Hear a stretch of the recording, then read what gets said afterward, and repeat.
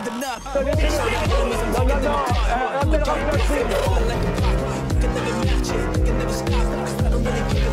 fumez, monsieur.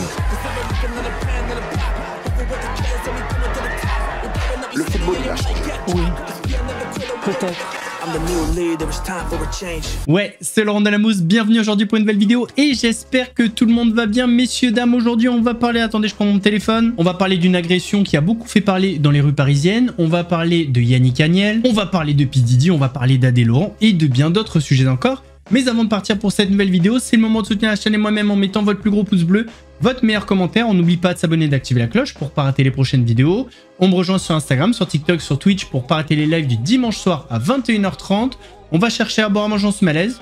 Et moi je m'occupe du reste. Cette semaine, c'était les Flammes 2025, une cérémonie des cultures populaires, notamment des musiques urbaines comme le rap et le R&B. Et cette cérémonie a été marquée par de la censure de la part de W9. En effet, Merwan Benlazar était invité pour remettre le trophée du concert de l'année. Sauf que vous allez le voir, il y a une différence entre le discours diffusé sur W9 et le discours qu'ont pu entendre les personnes présentes dans la salle. Je suis libre en plus ce soir, ils m'ont dit tu fais ce que tu veux, tu dis ce que tu veux, juste pas de couvre-chef. Donc je suis venu avec ma calvitie naissante et ça devrait aller. De toute façon, les racistes, ils regardent pas les Flammes. Ils regardent plus la télé, il n'y a plus Hanouna. Eh oui. Allez, non, les racistes, honnêtement, les racistes de temps en temps, ils allument la télé. Il faut le dire, de temps en temps, ils allument la télé, ils mettent, allez, c'est news, mais c'est vraiment quand, genre, ils veulent voir un pédophile. Mais sinon, à part ça, oh, lui, il a le droit d'être à la télé tous les jours. Moi, j'ai plus le droit, wesh. Il faut que je profite. C'est pas moi qui faut applaudir. C'est applaudi, c'est pas moi, c'est ChatGPT. Mais, donc, alors, pour continuer. Hanouna, d'ailleurs, qui revient bientôt, les gars. Et c'est important d'en parler ici parce que Hanouna, les gars, il revient sur la chaîne où on est diffusé.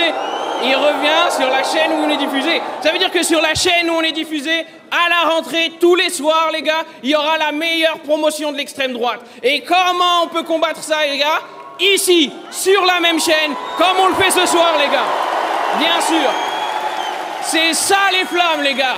C'est ça les Flammes. C'est notre cérémonie. Profitons-en. On est suivi sur YouTube. On est suivi sur Twitch. Il y a même une rediff à 23h sur W9. Hâte que les racistes ils disent ah vas-y, ils ont grand remplacé les Simpsons. Mais on est là, les gars.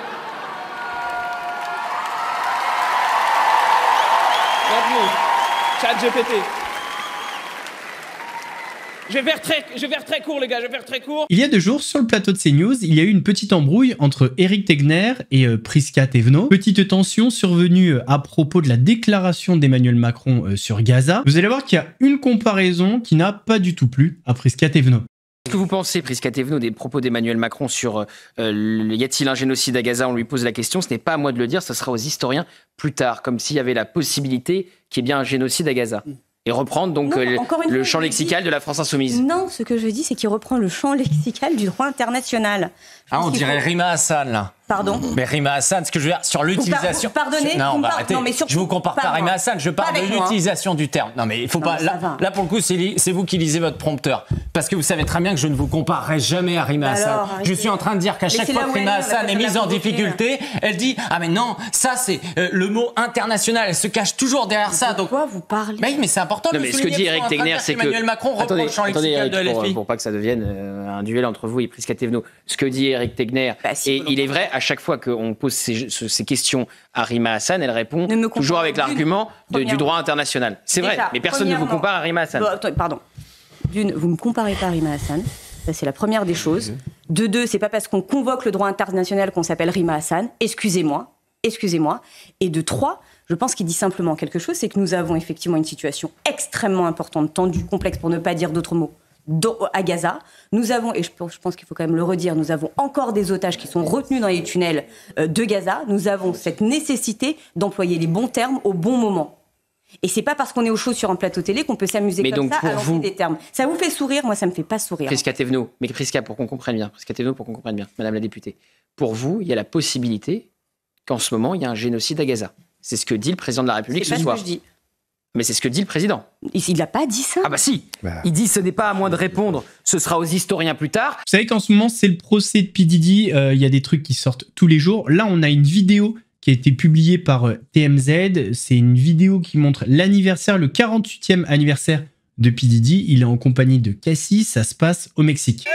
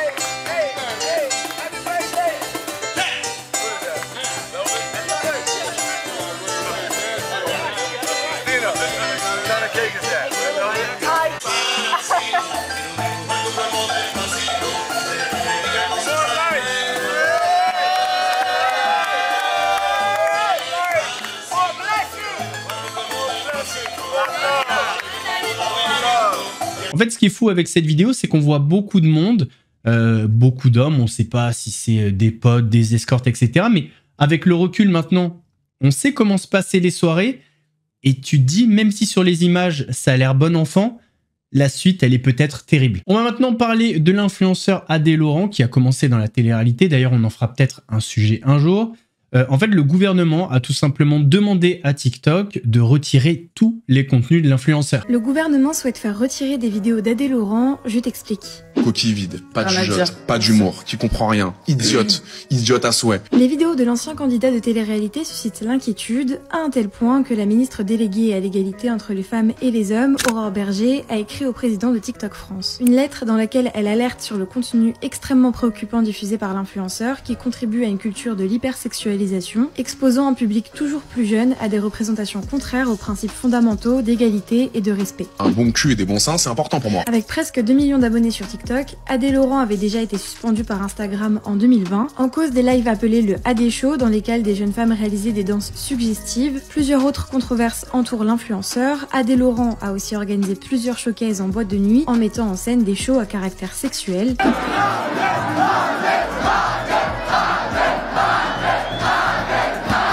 Les vidéos de ces soirées ont choqué sur les réseaux sociaux, certaines personnes accusant Adé Laurent d'y inviter des personnes mineures, ce que Adé Laurent dément. Dès qu'il y a un mineur qui est sur scène, qui essaie de me berner avec une fausse carte, je lui dis de descendre. Il est également accusé de viol pour des faits remontant à 2018. Une plainte a été déposée en mars 2024 par la jeune femme. En début de vidéo, on avait un petit peu parlé de l'origine des tensions sur le plateau de CNews. C'était donc les propos d'Emmanuel Macron sur le conflit à Gaza. Les Français ont posé des questions à Emmanuel Macron et il a tenté d'y répondre sur le plateau. Voici des extraits.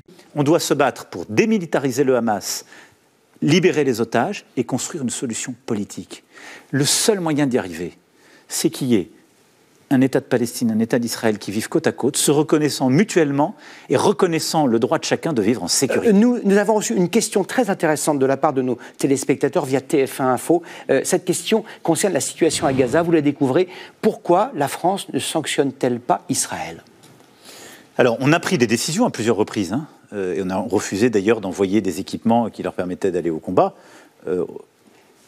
On leur donne des équipements qui les permettent de se protéger, en particulier des tirs iraniens. Mais donc, on a beaucoup durci les choses. Ensuite, la question, ça va être pour les Européens. Et elle est ouverte. Elle a été posée d'ailleurs par mon collègue néerlandais et d'autres, de savoir si les discussions, les accords de coopération qu'on a avec Israël, on doit les continuer en l'état. Et je vous le dis en conscience, on ne peut pas faire comme si de rien n'était. Donc on va devoir monter la pression sur ces sujets. Oui. Revenons en France, Monsieur le Président, avec ce thème, l'un des plus importants aux yeux des Français lorsqu'on les interroge. Merci d'avoir en tout cas permis cette interpellation. Indispensable et ça s'imposait. C'est l'un des sujets les plus bouleversants. On ne peut pas parler de la guerre en Ukraine si on ne parle pas de Gaza, parce qu'il n'y a pas de double standard. Et on ne peut pas parler du droit d'un peuple et nier le droit d'un autre. Et moi, je mesure combien, pour des millions de nos compatriotes, ce qui est en train de se passer là-bas, comme ce qui s'est passé le 7 octobre, nous bouleverse. Et donc nous voulons porter cette voie de paix, de respect, de reconnaissance réciproque, et nous voulons continuer de nous battre aussi contre tous les actes d'antisémitisme qui montent dans notre pays, comme dans d'autres pays en Europe. L'unité et la paix. D'ailleurs, un petit peu sur le même sujet, on a un des cofondateurs de la marque américaine, peut-être une des plus célèbres au monde de crème glacée, Ben & Jerry's. Donc ce cofondateur s'appelle Ben Cohen. Il a été expulsé d'une audition parlementaire à Washington ce mercredi. La raison de cette expulsion, eh bien, il a dénoncé le soutien des Américains à Israël dans la guerre à Gaza. Capitol Police are asked to remove the individuals from the hearing room. Are reminded disruptions will not be tolerated. Other programs. Third, we focus on achieving these goals while cutting costs for tax.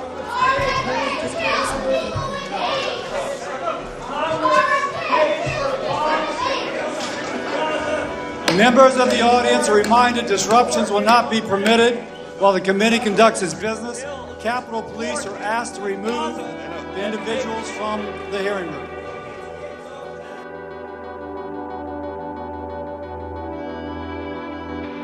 On va parler maintenant d'une agression qui s'est passée mardi dans les rues parisiennes. En fait, c'est même pas une agression, c'est un enlèvement.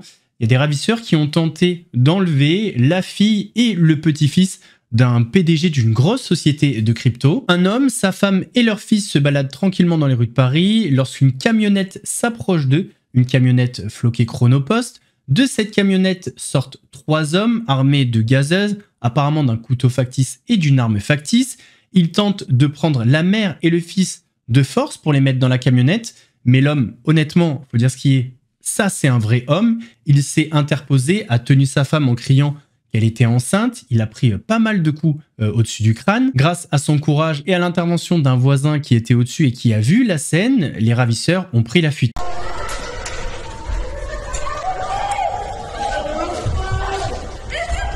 Appelle la police, Chloé.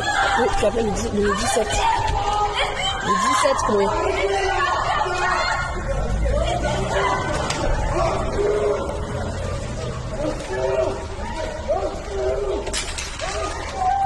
Le 17.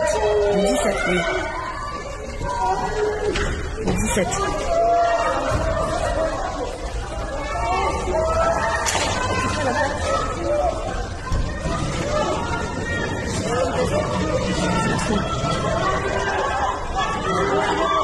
Putain.